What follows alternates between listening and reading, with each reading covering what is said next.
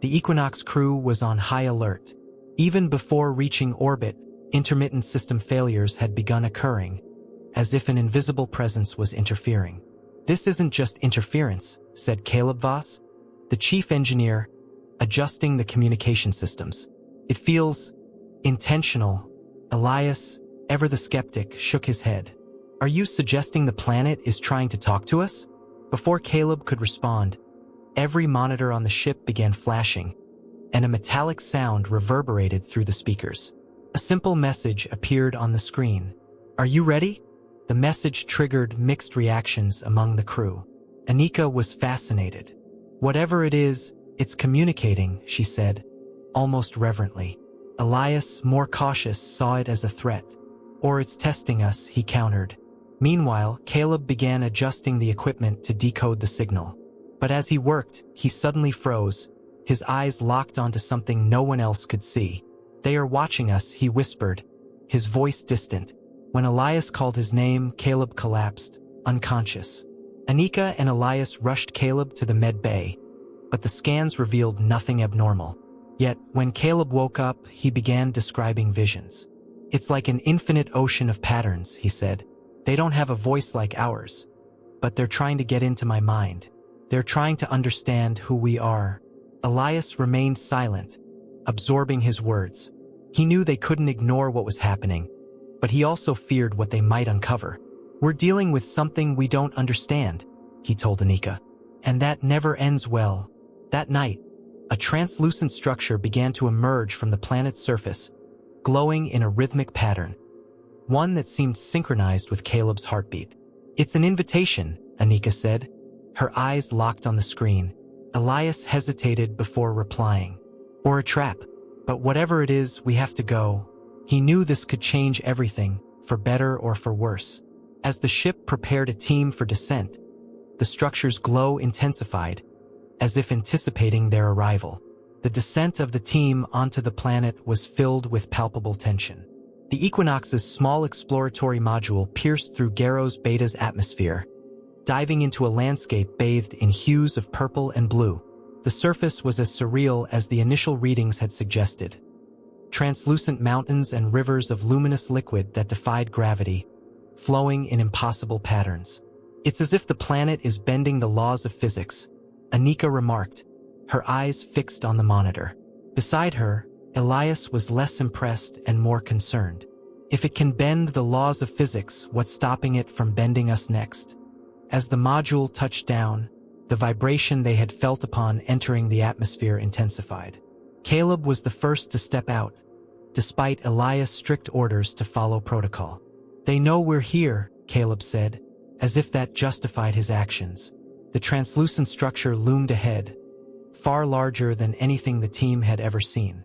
It wasn't just massive. It felt alive, with patterns of light coursing across its surface like synapses in a giant neural network. Elias grabbed Caleb's arm, pulling him back. "Not one step until we know what we're dealing with."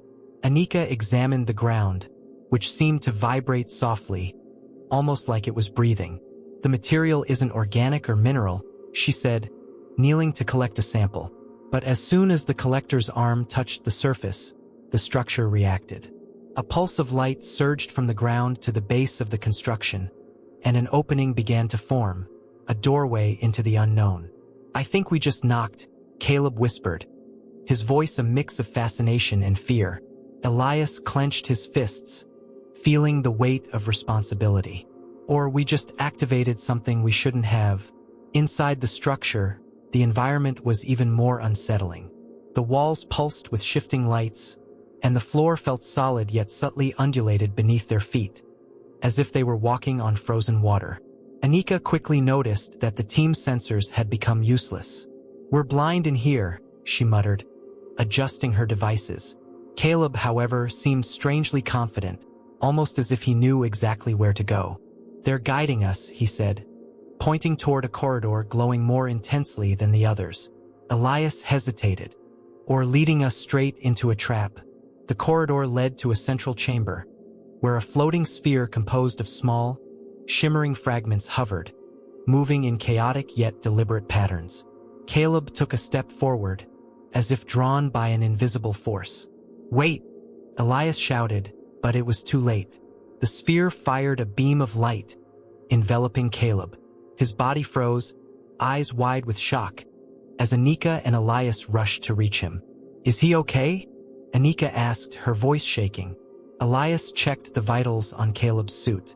"He's alive, but something is happening to him." The light surrounding Caleb began pulsing in sync with the sphere, and suddenly he started speaking, in a language neither of them recognized. Anika activated the translator, but the words came out fragmented, like overlapping transmissions from multiple sources.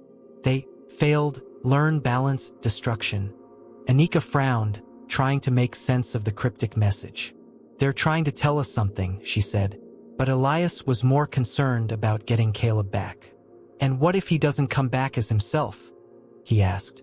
The sphere began projecting images throughout the chamber, revealing a civilization that had seamlessly fused technology and biology into perfect harmony. But soon, the images shifted, showing the collapse of their society, consumed by their relentless pursuit of perfection. "They went too far," Caleb murmured, still trapped in the sphere's light. "And they paid the price. Now they want us to know." Elias looked at Anika, who was completely absorbed in the holographic warnings.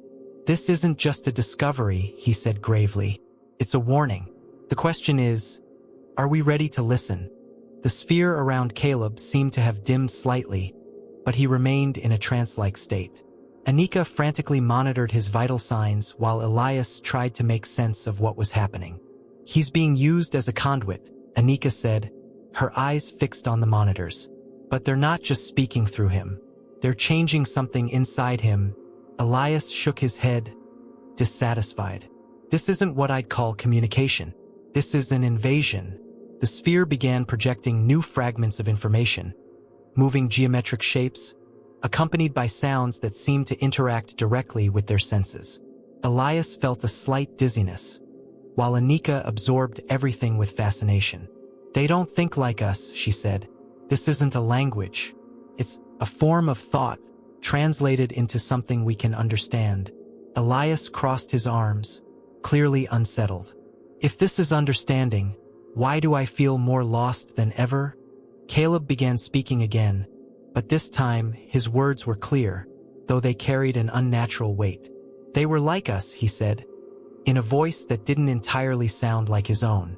"They pursued limitless progress. They wanted to transcend their bodies, their minds, the universe itself.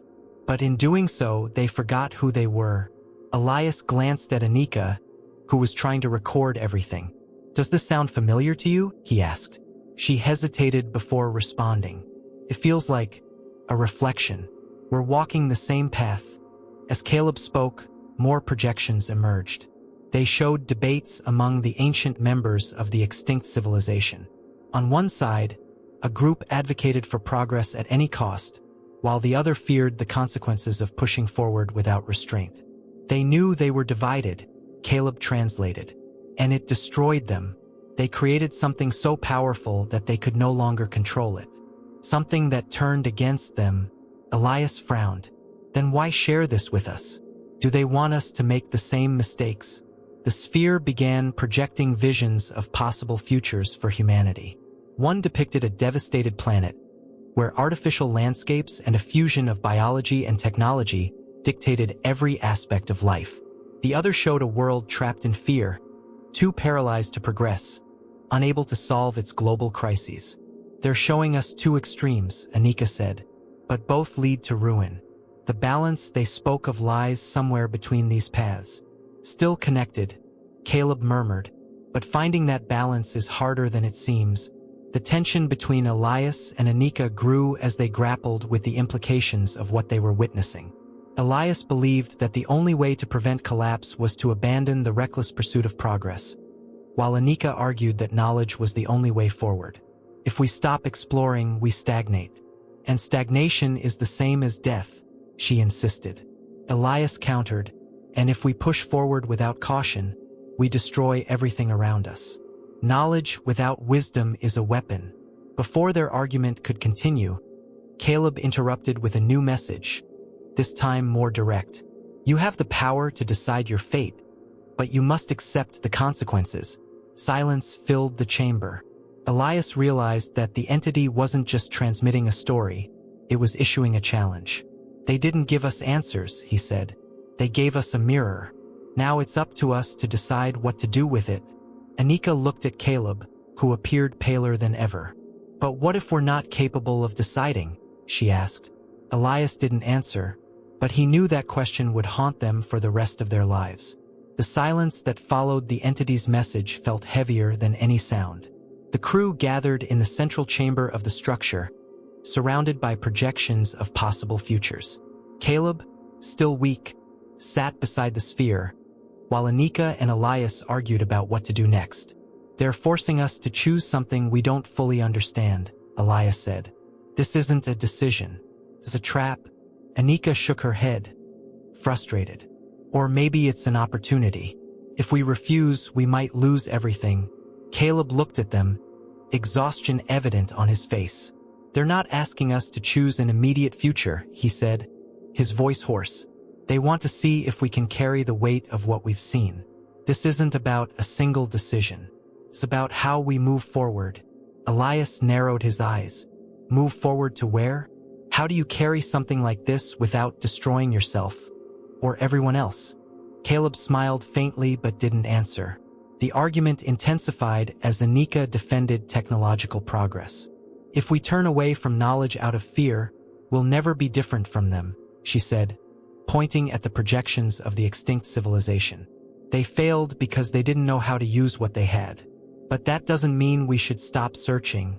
Elias crossed his arms, staying calm. And what guarantees that we'll be different? He asked. We've already seen what happens when ambition grows unchecked. Look at Earth now. We're on the brink of climate collapse, technological conflicts, rising inequality. Is that progress? Caleb began trembling slightly as the sphere pulsed in sync with him. They're listening, he said, interrupting the debate. They don't just want to know what we decide. They want to understand how we think. Anika paused, surprised by the realization. So this isn't just about us. It's about what we represent to them, she said. Elias nodded slowly. They want to know if we are worthy of what they left behind. If we can do better than they did. However, the weight of the situation began to press down on each crew member. Anika started doubting her own perspective, while Elias felt increasingly uncertain about his ability to lead. What happens if we choose wrong? Anika asked, her voice now softer. Elias sighed. Choosing wrong might be inevitable, but what matters is how we correct our mistakes. Caleb, his gaze distant, added, maybe the mistake itself isn't the problem. The problem is not learning from it. As the projections gradually faded, the sphere emitted a low hum, like a distant echo. Caleb looked at Anika and Elias. They're giving us a pause, he said, his tone melancholic. They want us to decide without rushing. But time isn't on our side. Anika studied the sphere, feeling as though something important was about to be revealed. What if we're focusing too much on the choice and not on what it means? She asked. Elias turned to her, intrigued. What do you mean? Anika took a deep breath before replying. Maybe it's not about what we decide, but about how we face what's ahead. They don't want us to choose a perfect future. They want to see if we can confront uncertainty. Elias remained silent, absorbing her words. Caleb closed his eyes, a small smile forming. They know we're not perfect, he said, but they're giving us a chance to be better. Once again, silence filled the room, but this time, it felt different. Not one of despair, but of shared responsibility. The silence in the central chamber was heavy, but something had changed. The crew was no longer paralyzed by doubt. They were beginning to understand what they had to do. Elias was the first to break the silence. If this is a test, it's not about finding the right answer. It's about how we face the unknown. He looked at Caleb, who was still sitting near the sphere, his breathing more stable. You're carrying part of this, aren't you? Caleb nodded slowly. They let me see glimpses. Not answers, but possibilities. Anika, now more composed, analyzed the sphere's final projections. Maybe that's the point, she said. They knew perfection was impossible, but they wanted to see if we could accept that. If we could bear the weight without trying to control it. Elias crossed his arms, thinking, but what does it mean to carry this? What do we do with it once we leave? Anika met his gaze, her voice steadier than before. It means we need to be careful. And it means we need to start with small steps. Caleb began to stand, still weak but determined. They don't expect us to fix everything at once, he said. They want us to learn to walk before we try to run. This isn't about saving the world right now. It's about giving ourselves time to grow. Elias studied him, impressed by the clarity in his words. You say that like it's obvious, Elias said, half smiling. Caleb gave him a tired look. After everything I've seen, it's the only thing that makes sense. The crew realized they needed to take practical action to move forward. Anika suggested using the fragments left by the entity to create a partial report for Earth's command, carefully omitting parts that could be dangerous if misinterpreted. We give them a glimpse, enough to open doors, but not enough to cause disaster, she said. Elias agreed, but cautiously. Whatever we put in this report, we need to make sure it's understood as an invitation for reflection, not an excuse for reckless advancement. The sphere pulsed again, as if responding to their decisions. More images appeared, this time showing other distant civilizations. Fragments of cultures, all in different stages of technological evolution.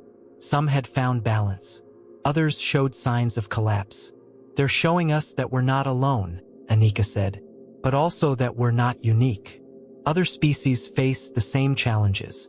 Elias, watching the visions, felt a mix of comfort and urgency. That means we can learn from them, and maybe one day help others learn from us. As the projections faded, the sphere began to emit a soft, almost comforting light. Caleb stepped forward again, placing his hand close to its glowing surface. They trust us, he said, his voice humbled. They know we'll make mistakes, but they also know we have the ability to learn. Elias glanced at Anika, seeing a new sense of determination in her eyes. Maybe that's the hardest part, he said. Knowing we're going to fail, but choosing to keep trying anyway. With their decision made, the crew prepared to leave the structure. Caleb took one last look at the sphere before stepping away, feeling as if a part of it was now inside him. We're not guardians of what they left behind, he murmured, more to himself than to the others. We're students, and that's enough. As the crew returned to the ship, there was a sense of relief but also of responsibility. They knew they were carrying something far greater than data. They were carrying the opportunity to redefine what it meant to be human. Back aboard the Equinox, the crew felt the full weight of their experience on Gairos Beta. The command room was eerily silent as Elias, Anika, and Caleb watched the planet one last time before leaving its orbit. You know, Elias said, breaking the silence, it's strange. I thought I'd feel relief leaving this place, but all I feel is weight. Caleb, still recovering from his connection with the entity, nodded. Because we know this doesn't end here. It's only the beginning.